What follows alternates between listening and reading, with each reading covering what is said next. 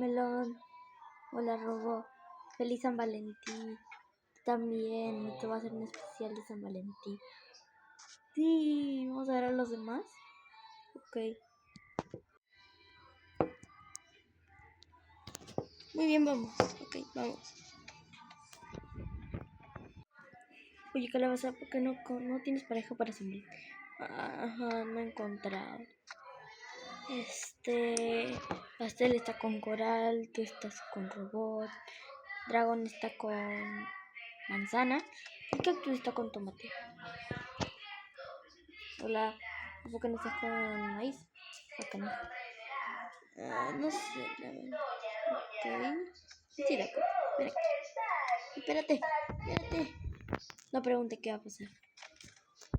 Se van a ir a comprar chocolates y eso. Miguel, ayuda. No quiero con él. ¡Ah!